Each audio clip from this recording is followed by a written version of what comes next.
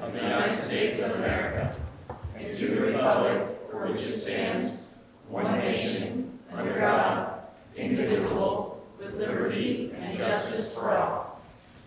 I want to welcome everybody to the January 21st Town Hall meeting for Fishers Town Council. I would like to just take a quick moment, if I can, and maybe have a quick moment of silence for the shooting victim up at Purdue University today. So if we could all give our thoughts and prayers out to those families, I'd appreciate it.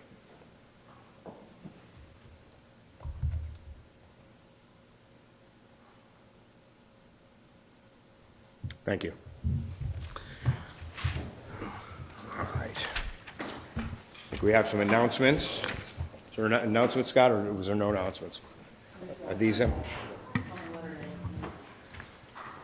All right, David, you have an announcement?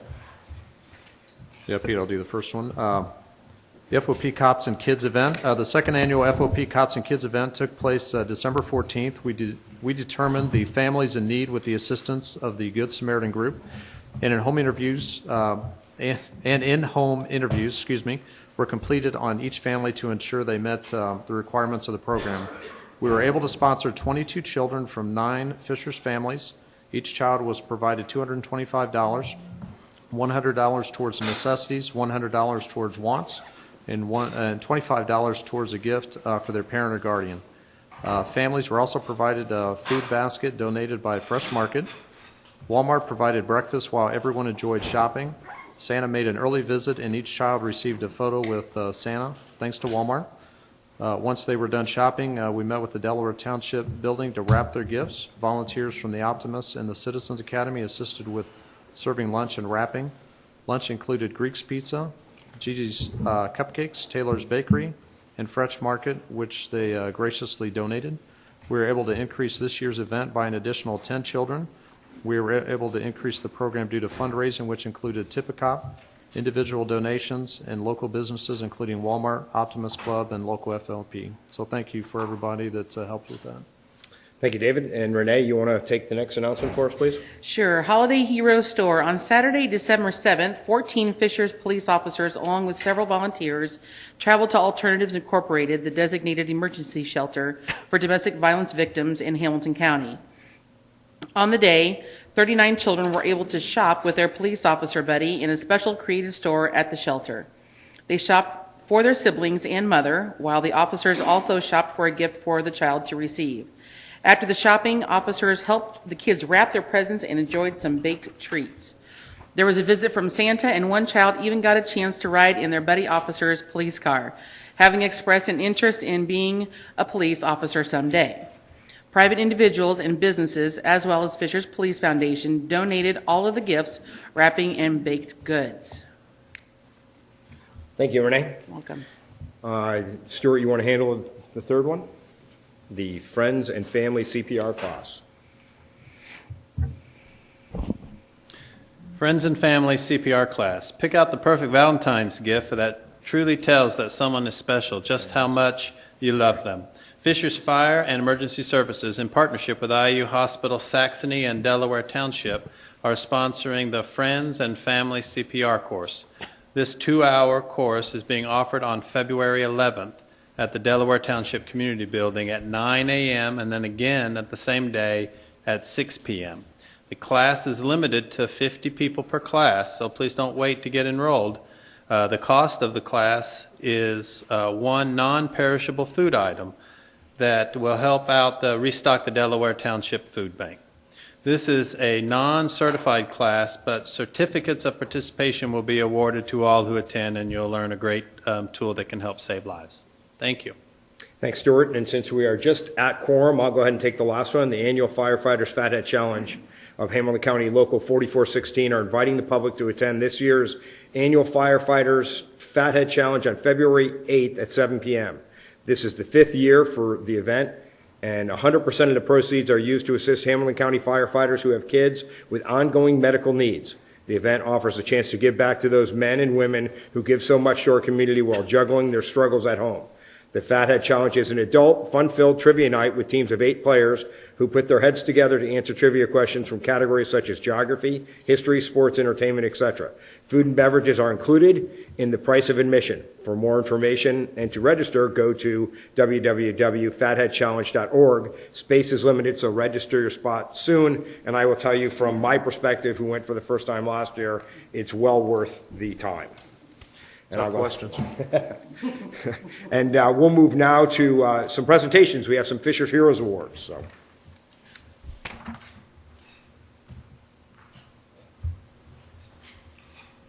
Good evening, Council. My name is Tom Wager, and I'm the Public Information Officer for the Fishers Police Department. This evening, Police Chief George Kale and Fire Chief Steve Arusa would like to recognize 4 Good Samaritans for their acts of bravery and courage displayed on the morning of November 12, 2013. Miss Amber Ross, Mrs. Melissa Philhauer, Mr. Flavio Carrera, and Mr. No Barrios were in the right place at the right time. The 4 strangers worked together as a team to rescue Mr. Ronald Perry after his vehicle crashed into a retention pond near the intersection of 126th Street and Hawks Landing Drive. Miss Ross was the first to enter the water with Mr. Barrios and Mr. Carrera close behind. As the three waited to the car, Miss Philhauer called 911. Miss Ross observed Mr. Perry was unconscious and slumped over the steering wheel. After finding the doors were locked, Miss Ross asked her fellow rescuers if they had a hammer. Miss Ross used the hammer to break the rear driver's side window. She reached in and unlocked the driver's side door. The 3 removed Mr. Perry from the car and pulled him onto the bank. Using the training and experience she received as a military paramedic, Miss Ross began assessing Mr. Perry. She recognized that he was not breathing and had no pulse. She immediately began performing CPR as Miss Philhauer relayed instructions from the 911 dispatcher. Miss Ross continued performing CPR until paramedics with the Fishers Fire Department arrived. At the scene, paramedics continued CPR and other life-saving techniques until Mr. Perry was stable enough for transport. Mr. Perry underwent surgery and spent several days in the hospital. Following his release, Mr. Perry was allowed to return home, where he continues to recover. His doctors expect him to make a full recovery, and he's in the audience tonight. Fishers police officers conducted the crash investigation. It was determined Mr. Perry lost control of his vehicle after suffering a sudden cardiac arrest. The investigation also revealed that had it not been for the actions of the 4 Good Samaritans, Mr. Perry would not have survived this incident. All 4 Good Samaritans acted immediately and decisively, without regard for their own personal safety, to save the life of a complete stranger. For their actions were heroic and deserving of our recognition. Unfortunately, Mr. Barrios and Mr. Carrera were not able to be present tonight, but I would like to have Ms. Ross and Ms. Philhauer join me for the awards presentation.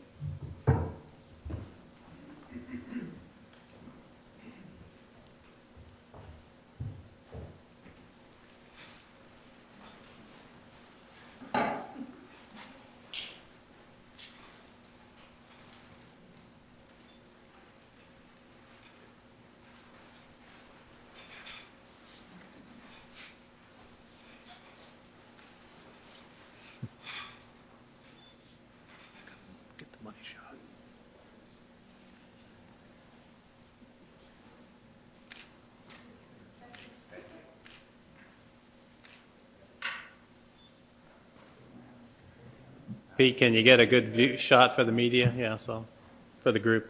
I'm sorry? Make sure the group gets a good shot for the media too.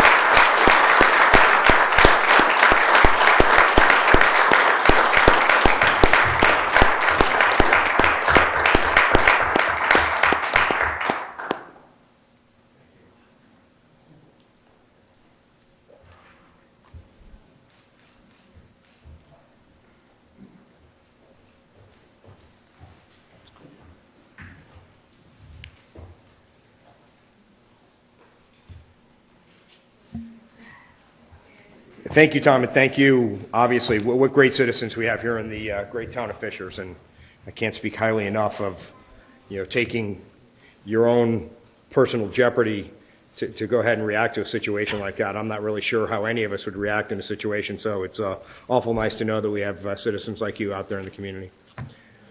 Moving along to our consent agenda. Do I have any items that need to be pulled? If not, I'll entertain a motion. Motion to approve consent agenda 5A, request to approve the previous meeting memoranda, January 8, 2014 joint session and January 8, 2014 regular session. Request to approve financing for vehicles, equipment. Do you have a second? Second. Motion by Stewart, second by David. All those in favor, please say aye. Aye. Unanimous approved. Moving on to item 6 on the agenda, ordinance 120213, request to approve an amendment to the Silverleaf PUD second and third reading.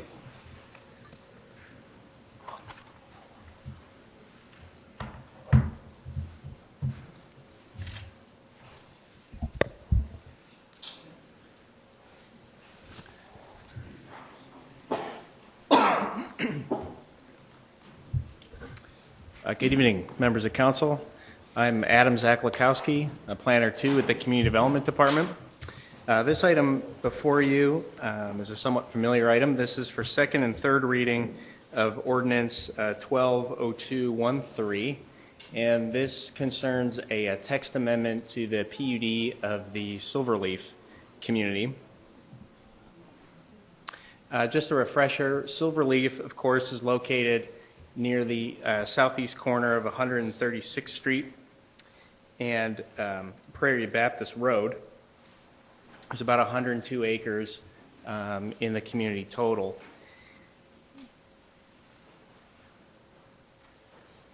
Basically, the area that we're concerned with tonight is the southern portion known as the Estates portion. This is under development by Ryland Homes. And basically, all of the homes in the estates must contain side-loaded garages. That's how it's worded in the PUD today. What Ryland Homes found is that there is a problem accommodating some of the 3-car side-loaded garages on some of the cul-de-sac lots that are under development right now. There's currently 4 problematic lots right now, but there might be a few additional ones in the southeast corner of the estates area, which would be covered under a future plat. So this here shows you the 4 lots in question that have been highlighted on Bonner Circle. What this is showing you here is basically what the difficulty would be if a side-loaded garage was placed on the property on these cul-de-sac lots. As you can see, the rear of the home would go into that rear setback area if they were to follow the PUD as it's written today. If you take that same lot, you can see what would happen if a 3-car front-loaded garage is placed. There's a lot more room on the lot, and it can fit comfortably within the building envelope. As I stated before, although there's 4 lots right now that are problematic, there may be an additional 3 lots in a future plat. So therefore, the applicant's asking that front-loaded garages should be allowed on up to 10% of those lots in the estates area. Staff had added that we wanted to ensure that some decorative garage doors with windows were added, since there's going to be more garage door facing the street. When we took this to the Plan Commission, they supported the proposal. They just wanted to make sure that the 10% is constricted to lots in which there's a geographic problem, showing that a 3-car side load couldn't be placed on the lot. They didn't want a sales agent randomly selling lots. So what we added was a provision that said that such an exception may only be granted if it's demonstrated that a 3-car side load or courtyard garage cannot be placed due to the configuration of the lot. One other minor issue, cleanup issue as part of this, is the developers looking to formally change the name from Silverleaf to Silverton. That was based on a copyright issue The community, I think there's maybe 5 houses, 6 houses out there right now. It's currently being marketed as Silverton, so that would just clean up that in the PUD. This shows the elevations. As you can see, the homes are virtually identical between the typical side load product and the front load. The only difference now is that the garage will be facing the street. And this photo here shows when we talk about the decorative garage doors with the windows and ornamental brackets and such. This is a pretty good depiction of what those houses would look like. So with that, I'd be more than happy to answer any questions you may have. Thank you. Any questions for staff? So in the example you gave where sort of the bump out on the backside articulation, slightly impinges into the drainage utility or sanitary easement, that being 30 feet, didn't, in this example you gave, it didn't seem to be, it was just a very slight, So was there any consideration about, bringing the easement down to 25 feet or allowing, in these prescribed events to allow either or, front load or side load with an encroachment into the easement? Sure, Mr. Easley, it's a fair question. It's one that the home builder never brought forward to us as an option. Typically, those easements in the back are recorded easements, so we generally don't want to change those going forward. So to keep it simple, their option was just to get rid of the side load garages on these types of lots. Okay. I guess maybe just so I don't have any objection to the end result, but I would just wonder, as development department can look at these, sometimes the easements get so quickly, we're going to take up this much when it's, the utilities, sometimes there's utility easements and no utilities ever got put in there. Sometimes there's drainage easements and there's no drainage substructures below ground. They were just there for good planning purposes sometimes. But then even the width, So, sometimes what we're seeing then is it starts limiting the people's ability.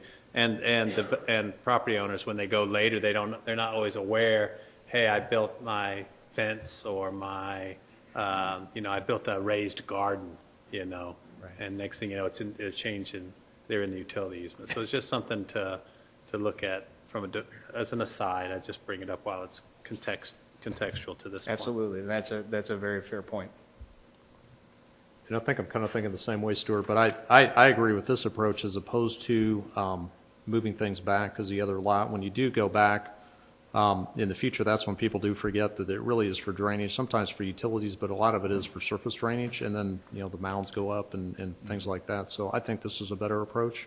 And then, Adam, when you mentioned the lots, I don't know that it would be at the point that you'd get it platted as opposed to later on down the line. So I'm just trying to make sure, would it be something that the model home person, would they know in advance this lot could probably, certain types of homes could be side loaded and other types, just to kind of keep that clear once it gets to that stage? Sure. Mr. George, that's a good point as well. The good news here is that since Ryland's the home builder and they're requesting this amendment, there should be close coordination with their staff, but we will certainly reach out to them to make sure that coordination happens at the sales level. Okay. I mean, it might even be, if they have the model and you walk in and sometimes you'll see a plat, on a table or a demonstration area. You see a plat of the neighborhood, right? I think that sales plat in the sales area could be clearly defined which lots are the ones that allow this. Right. Correct. Any other comments? Move to suspend rules and approve ordinance 120213 on second reading. Pete, I think you need to. Have a You public typically- hearing? yeah, you typically have a public hearing I at was this going to open up point, the public so- hearing, so I'll Whoops. hold the motion. So if there's no other questions by council, I'm going to go ahead and open up the public hearing for any public comment on this item.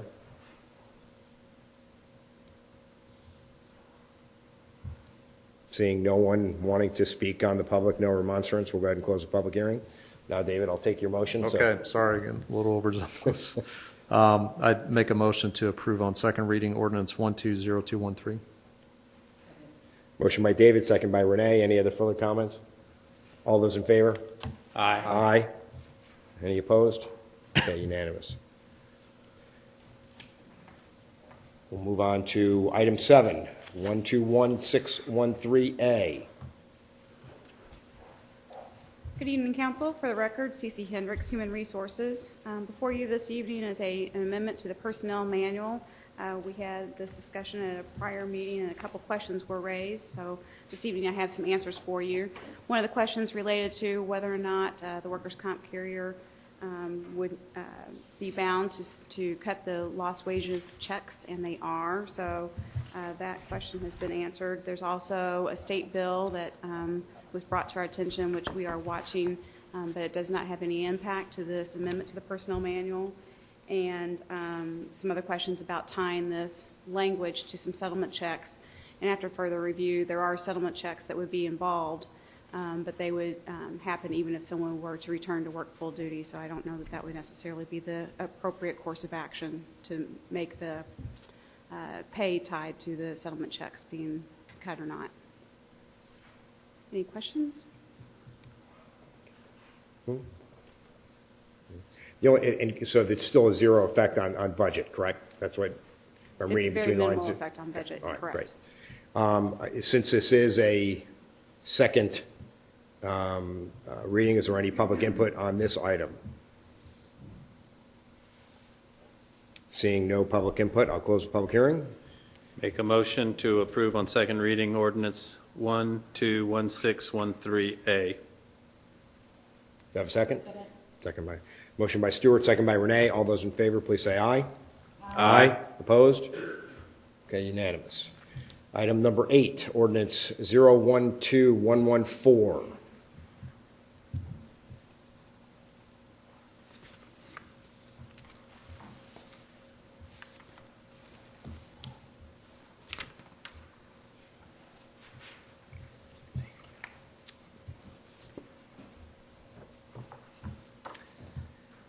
Again, for the record, I'm Adam Zakwakowski with the Community Development Department.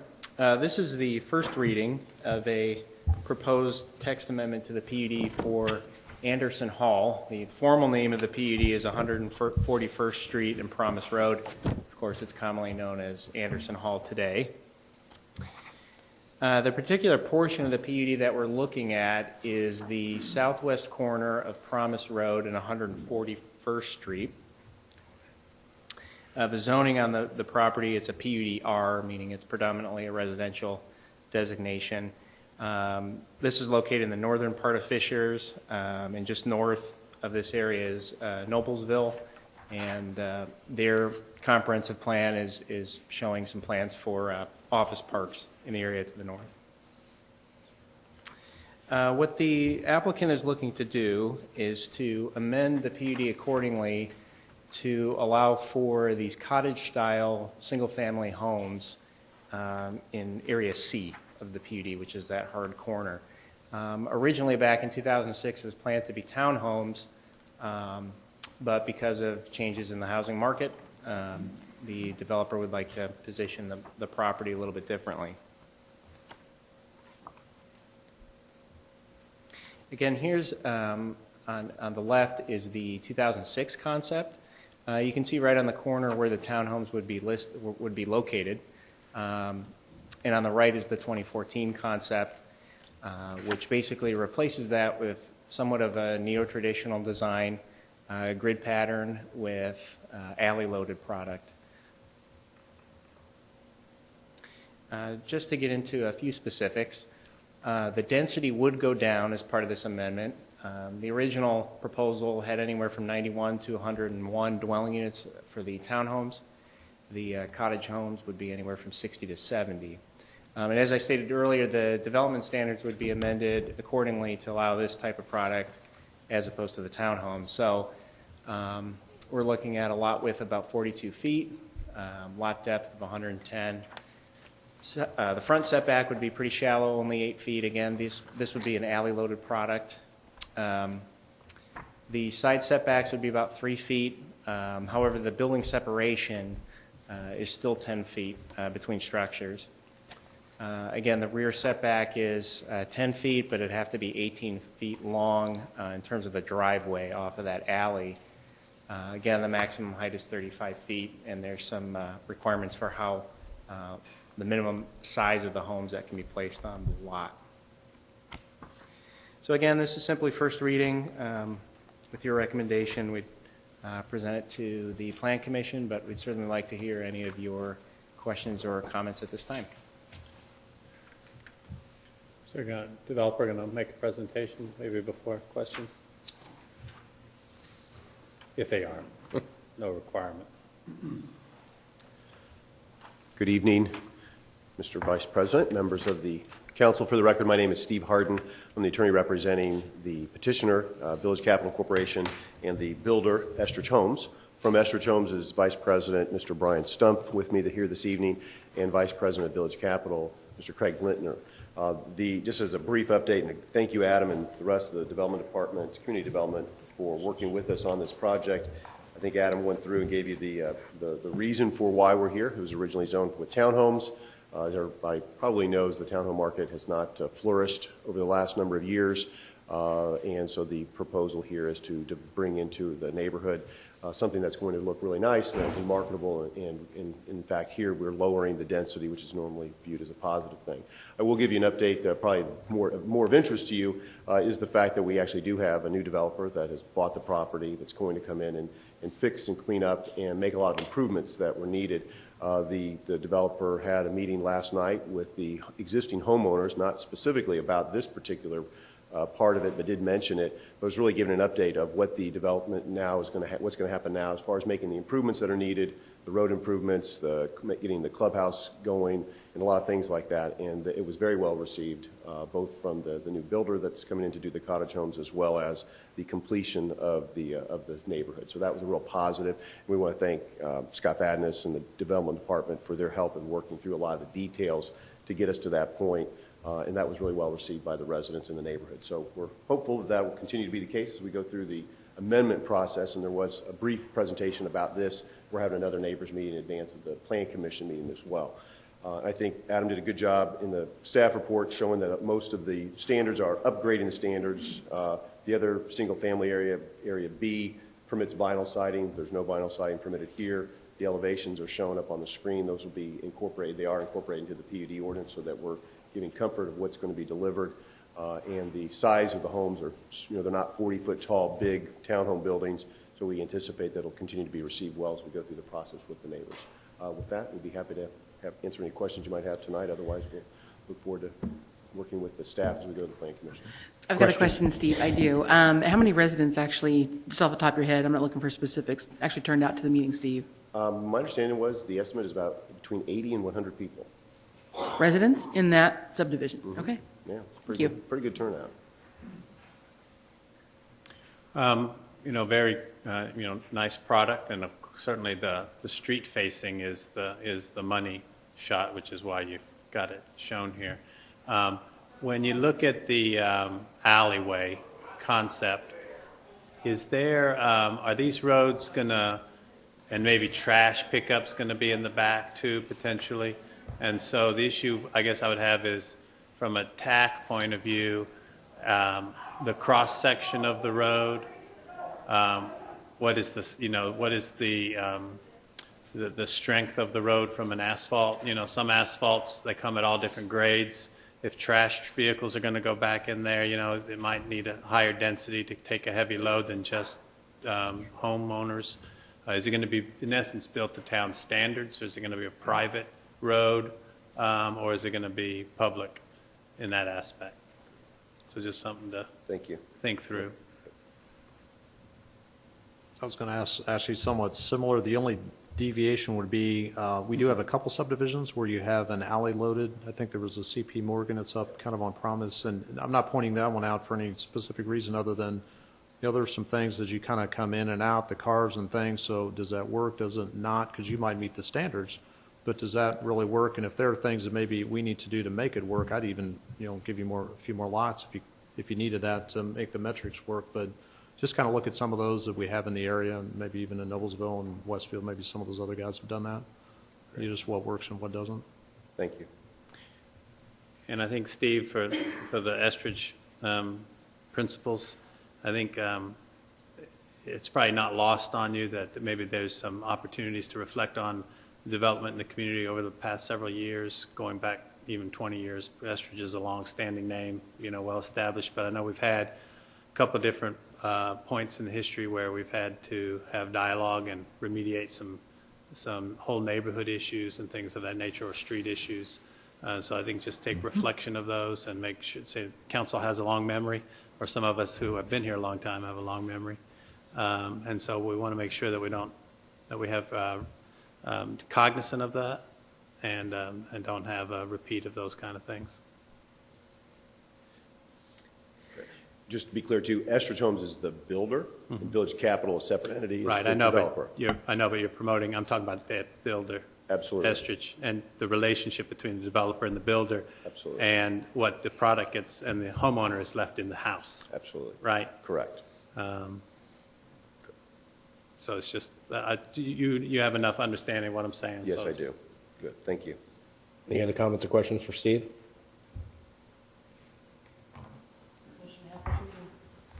First reading. Thank you very much. Thank you, Steve. All right, moving on, we'll go ahead and look at item number 9, request to approve additional appropriation resolution to fund interlocal agreement.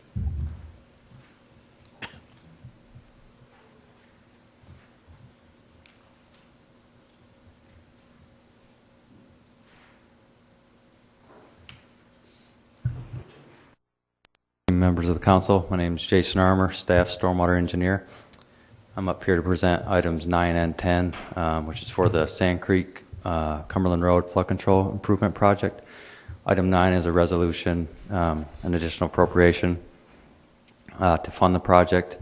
Item 10 is a MOU agreement with the County Highway Department to move forward with letting the project approximately this spring. It is important that the MOU gets signed fairly soon because there's an additional third project that the county surveyor's office is actually doing. That's a third phase of this project, and they're going to get out ahead of us with a 2-stage ditch clearing project just southeast of our project. So that is important for the timeline. This flood control project is just north of 106th Street on Cumberland Road. It is the southern crossing of Sand Creek on Cumberland Road. And as you can see by the figure, this entire area is in the 100-year floodplain. So this project will significantly improve that, and we hope to get the road passable at the 100-year event. There might be some slight amount of water on the road still, but it should be passable, and the residents on the west side of Cumberland Road will have access in and out, which they currently do not have on their access drive. So this should be a good project. We look forward to it. I'm here to answer any additional questions that you may have. Thank you. Thanks, Jason. Can we deal with both of these items together?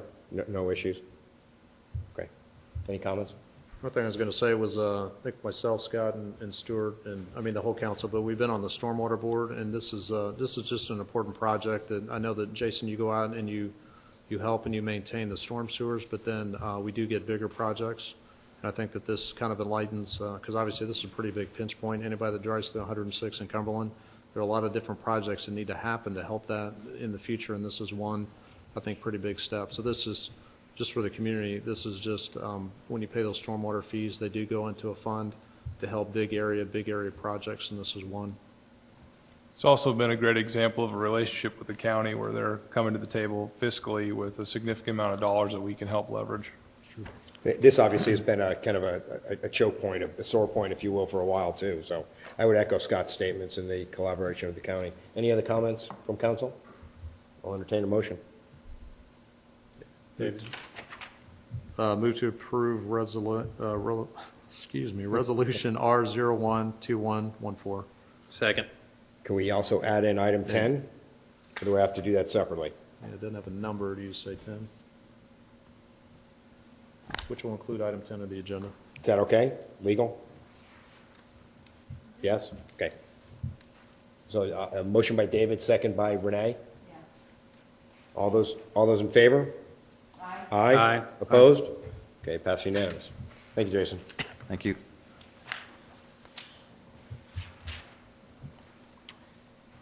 Item 11. For us to approve appointment or appointments to town boards and commissions. Nathan? Good evening. I'm Nathan George, Deputy Town Manager. This is just a few additional items from the last request came before council for appointment of boards and commissions. There was one appointment that's mistakenly left off. However, there are also a few more that needed to be added. So Chuck Gillespie to Exit 10 Planned Unit Development Committee was the one that was mistakenly left off, as well as, I apologize, Debbie Driscoll had recommended Kim Logan to fill a vacancy and also recommend reappointing Brian Atkinson to the Plan Commission and any other appointments the council would like to consider.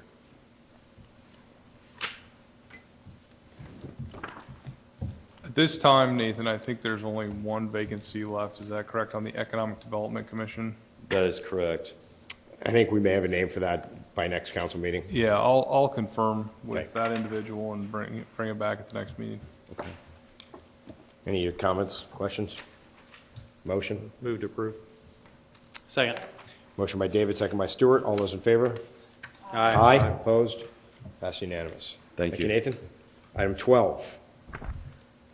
Request to approve road impact fee credit.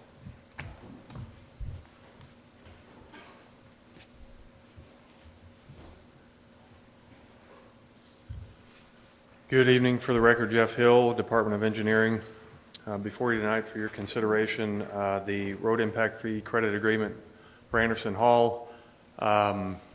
Expanding upon what Adam spoke about earlier and providing a little bit more history for the entire development, Anderson Hall is a residential development bounded by Howe Road, 141st Street, and Promise Road. Originally planned for around 300 units. This development had 4 or 5 sections developed beginning in 2008 and kind of continuing into the period where we had some economic slowdown. There's a lot of infrastructure and homes constructed in various sections of Anderson Hall, which unfortunately some of it was not completed to our construction standards.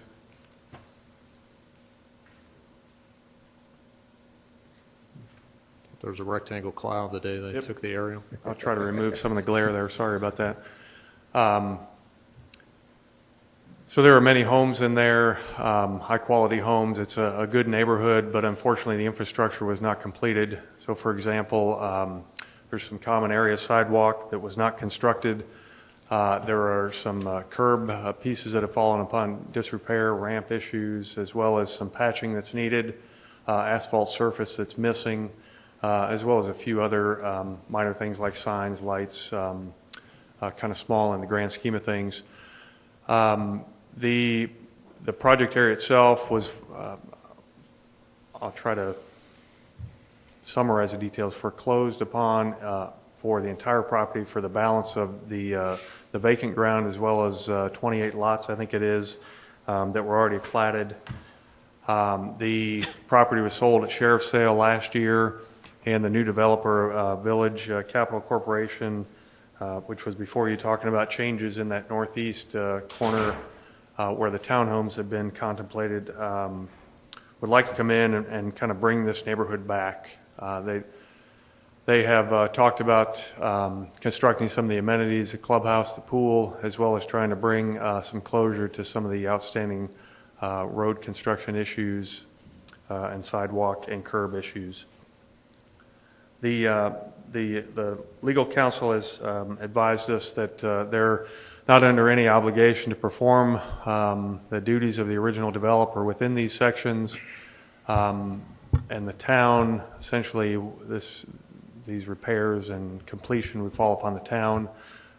Through a number of meetings and discussions with Village Capital, they are willing to take on those repairs and the completion of that work with consideration for road impact fee credits. Real quick, road impact fees are fees charged by the town at the time a building permit is pulled. That fee is essentially goes into the town's coffers to help offset the additional trips or traffic generated by residential development, to bring added road infrastructure improvements to the town. So rather than the town pay for these improvements, Village Capital is willing to complete the work. It's currently anticipated that the cost of the infrastructure to be completed is $529,694.41. Village Capital is willing to complete the entirety of that work in exchange for road impact fee credits to the tune of our current rate at $2334.75 per lot times the 190 lots remaining, for a total of $443,602.50. So about $75,000 less, $80,000 less than the actual cost of the improvements.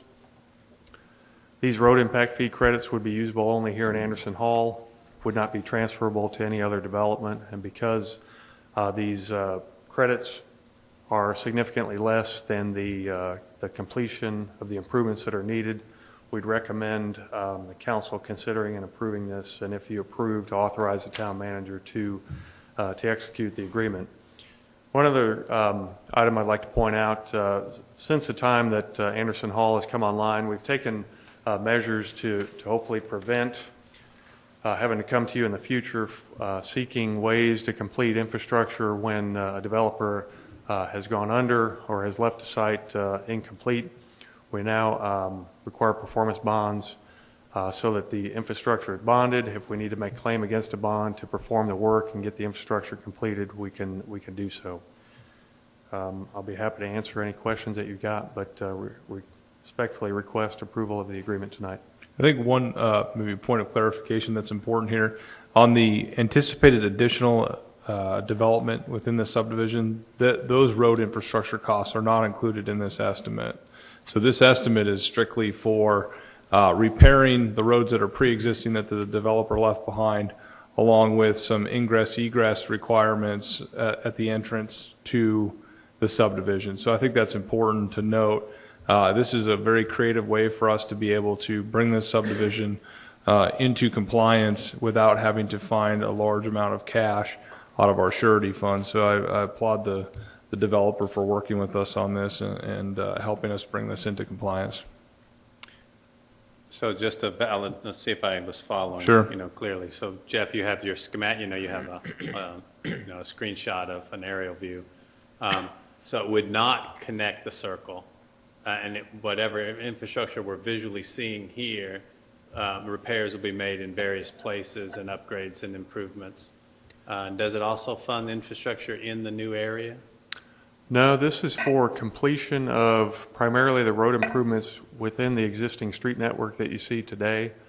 It would improve the XL decel lane on 141st Street. It would complete the surface course on all the streets, which was left unfinished, as well as make some remedial repairs like patching, curb corrections, and the like, as well as some signage. And so, like Scott mentioned, completing the loop, the new Area C, as well as some of the residential in the internal area, that would all be paid for by the developer. It would be bonded to make sure that we get those improvements completed in the future. Yeah, so you highlighted that it's a creative alternative then to what we would normally go is tap into our surety. Correct. Yes. But then we have to just make sure that we are balancing the overall road impact fee fund. Mm-hmm. So that, as we always say, there's no free lunch. So right. We have to make sure that fund is properly absolutely backstopped. Yeah, no, clearly we will continue to monitor that with our credits and identify. I mean, we're giving them a credit, so it's not the equivalent of waiving impact fees. So yeah, okay, yeah, so no, that's slightly clear. different. Yeah, I was thinking something else. Okay, different perfect. conversation, but yeah. Yeah, no, perfect. Okay. Jeff, at the very end, you were talking about bonding. Is that more of not just for this development, but just overall?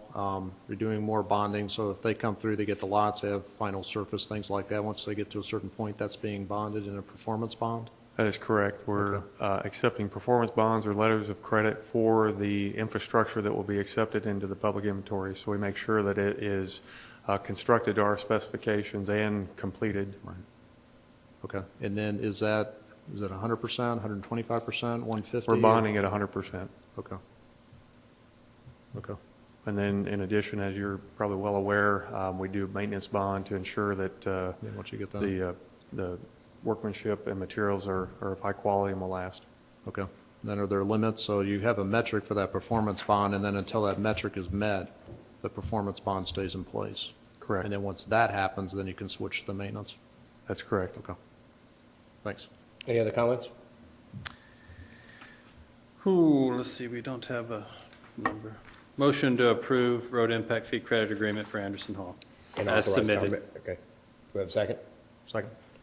All those in favor, please say aye. Aye. Opposed? Unanimous. Pete, I would ask that you would add an agenda item tonight, make a motion to add an agenda tonight for acquisition of property. Can then take a motion to add, I think it's on the acquisition of property 11678 Moore Street, is that correct, Scott? So moved. Okay, second? Second. Okay. Motion by David, second by Renee. All in favor? Aye. Aye. Okay. Mr. Dickey? Good evening, members of the council. I'm Tom Dickey I am the director of the Community Development Department with me, my friend Tom. Did you stay at a Holiday Inn last Still. night? Yeah, something like that. I blew it, Rachel. I got to tell the story, okay. We had a department meeting today, and I actually gave a coaching tip that when you come to the podium, sort of make eye contact, take control of the room, and before you start messing with your PowerPoint, whatever. And so I come up here and completely blow my introduction as the people I tried to coach that earlier today look on. So that's just perfect. You're showing them what it looks like when you don't do that. Right, exactly. Yeah, thank you. It's a Thank negative you. reinforcement, right? Okay, so what we have before you tonight is a continuation of a topic we talked about at your last meeting, which is the acquisition of 4 properties in downtown, which will allow the road project to proceed this year, which extends Fisher's Corner Boulevard as it comes around O'Charlie's past Target and past Steak and Shake, continuing west where it tees the Lantern that would come straight on through that area, across the railroad tracks, and then connect into the municipal complex. The last meeting, 2 weeks ago, you approved 3 purchase agreements for properties numbered 1, 2, and 3 on this exhibit. I'm sorry, 2, 3, and 4 on this exhibit. And I updated you that we were continuing to negotiate with the owner of property number 1 and recognize that condemnation may be an option we might have to pursue. Well, I'm here to let you know that we've actually reached an agreement since our last meeting. We had another appraisal done on the property. That appraisal came back at a number that we then looked at the range that we would pay the other owners for moving their businesses in that range of 135% to 150% of the appraisal, and reached an agreement that falls within that range, which is before you tonight. This property is owned by a trust, and it's actually the signer for the trust is here in Fishers, but her son is in California, and he was in town last week and is still here today. And I don't think he did not join us tonight, which I told him he did not need to. But we were able to quickly reach an agreement last week, and Jennifer and Nicole have worked on the legal documents today, and we're actually going to get this signed if it's approved tonight before he goes back to California. So we're requesting approval to pass the resolution before you tonight, which will authorize us as town staff to move forward with the acquisition of 11678 Moore Street. Thank you. Comments, questions for Tom? Motion to approve acquisition of the funds for 11678 Moore Street, Resolution R012114A. I have a motion, but before we make that, Tom, can you go over the eminent domain? Oh, yeah, thank you. items? Sorry. Thank you. Yeah, we had a question earlier today. Just why is the document entitled Eminent Domain Settlement Agreement for Acquisition of Real Estate? It recognizes that we started the statutory process by actually forwarding a notice saying we want to purchase your property, here's the offer. And if we did not reach an agreement, that was the start of a process that could be, if we decided to move forward, eminent domain. So that recognizes that, but more importantly, the seller still needs to get its own tax advice, but it sets up a situation that's under the tax code that may allow the seller to take advantage of essentially what's called a tax-free exchange, where they can sell this property today, and with a certain number of months, and I don't know exactly what that is in the tax code, they can reinvest the property and then not pay capital gains tax. It's a lot like the exemption for homes, but so this is just the titling it this way just gives them sort of another piece of paper that they can talk to their tax advisor about and make sure that it fits within the deduction, and it would be a benefit to the seller. Yeah, so in this case, it's not a negative thing, right? No, actually, Which yeah, everybody kind of yeah, assumes because that we're it is, settling. but It actually turns out to be a very positive thing for the. Yeah, they definitely will have capital gains on this because the Johnsons have owned this for a very long time, and they can as long as they reinvest their proceeds, then again, with the advice of their tax advisor, they would not have to pay taxes on it. And we have up to a couple of years to reinvest that, correct? Yeah, I think we were. Yeah, go ahead, Jennifer. I'm not exactly sure what the timetable is. I'm not sure if it's 18 months or 24. But yes, they have a period of time. And it is because it is part of the eminent domain process. Well, you have a motion from Stuart. Do I have a second? Second. Motion from Stuart, second from David. All those in favor, please say aye. Aye. Aye. Opposed? Thank you. Okay, unanimous. Thanks, Tom. Any other unfinished or new business? Okay. If I could just Yep. make more of an announcement or just a question. Scott, I had she's a friend, but she just called this morning, and she's obviously it was pretty bad this morning. It was great coming home as far as the way the roads were. And she went off the road, and I'm just trying to just figure out metrics to tell her and just for the public. But I guess a plow went by, and then the police officers came right after that. So I don't know for our plow drivers, and if they see somebody off the road, obviously you can tell the difference between something that's pretty catastrophic versus somebody that's off the road, and you're going to manage differently. But do they call? I didn't know if the police officer just happened to be coming by, because that's what I was going to do when I found out where she was, but the police officer had already come by. We have a pretty unique relationship between the Public Works Department and both public safety entities. They all have radios in their vehicles, and they have the ability to call out if they need to in terms of those situations. Now, if there's not an emergency and it looks like someone just got stuck, they may or may not make that call, but I think Eric would tell you that they're usually eyes wide open and will report things if need be. Okay. Yeah, thanks. I'll entertain a motion for. Motion to adjourn, proof of claims. All those in favor? Aye. Aye. We're adjourned.